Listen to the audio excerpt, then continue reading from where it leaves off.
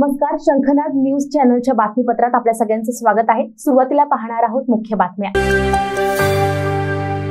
विदर्भातील भंडारा, गोंदिया व गडचिरोली या भाजपाच्या तर यवतमाळ, वाशिम ही जागा शिंदे यांच्याकडे आहे। अमरावती व बुलढाणाबाबत लवकर निर्णय होईल असे सांगून भारतीय जनता पार्टीचे प्रदेशाध्यक्ष श्री चंद्रशेखर बावनकुळे म्हणाले, 25 तारखेपर्यंत महायुतीच्या सर्व जागांबाबतचे चित्र स्पष्ट होईल।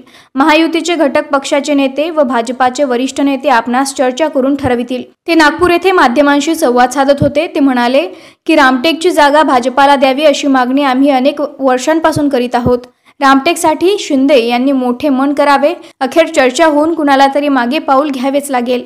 मला वाटतं पहिल्या 2 फेजमध्ये तर फार काही अडचणच नाही आहे, कारण भंडारा आमच्याकडे आम्हालाच निर्णय घ्यायचा आहे, गडचिरोली आमच्याकडेच आम्हालाच निर्णय घ्यायचा आहे, यवतमाळ वाशिम मध्ये एकनाथ शिंदेजीकडे आहे, ते निर्णय घेतील।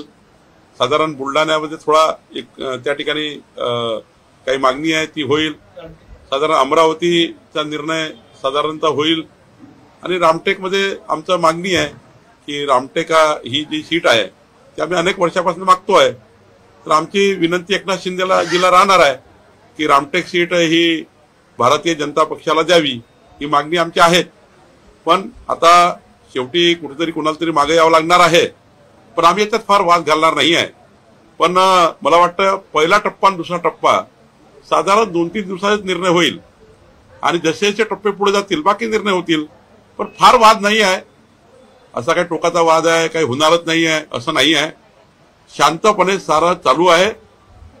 काही उमेदवाराचा निर्णय व्हायचा आहे, तोही होणार आहे। हो, मला असं वाटतं की आम्ही सर्वांनी, माझ्यासहित सर्वांनी, सर्व पक्षाच्या अध्यक्षांनी आपापल्या पक्षाच्या नेते आणि कार्यकर्त्यांना समजावून सांगून या महाराष्ट्राला जे संस्कार संस्कृती आहे, महाराष्ट्र कधी कुठल्या राज्यामध्ये आतापर्यंत हिंसा प्रवृत्ती निवडणूक लढला नाहीये।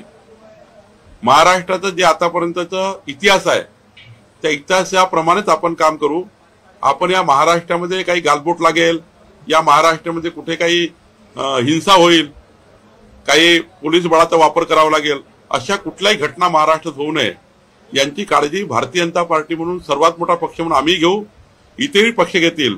मला वाटतं ही निवडणूक अत्यंत खिलाडू वृत्तीने, अत्यंत स्पोर्ट्समॅनशिप वृत्तीने लढावी आणि कुठेही व्यक्तिगत टीका टिप्पणी टाळून लढावी असं मला वाटतं।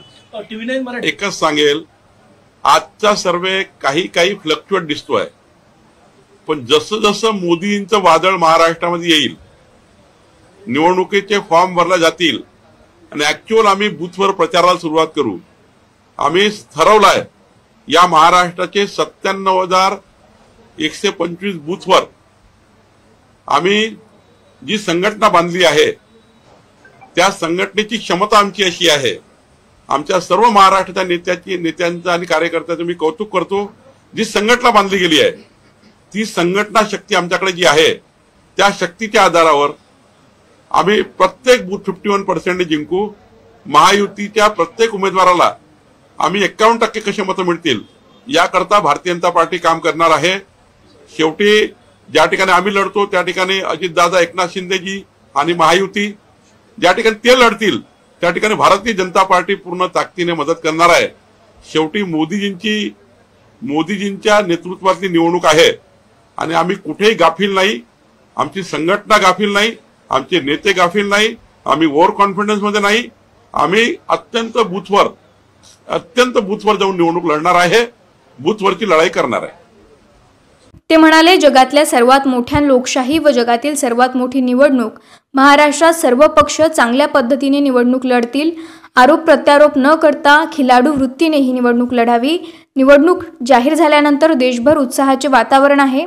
पंतप्रधान मोदींच्या नेतृत्वात एनडीए 400+ जागांवर विजय मिळवेल। तिसऱ्यांदा नरेंद्र मोदी पंतप्रधानांची शपथ घेतील तेव्हा महाराष्ट्रातून महायुतीचे 45 खासदार शपथविधीला उपस्थित राहतील।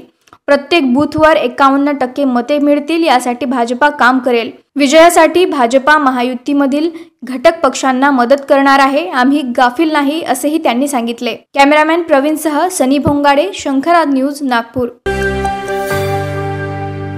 तर हे होतं आजचं बातमीपत्र।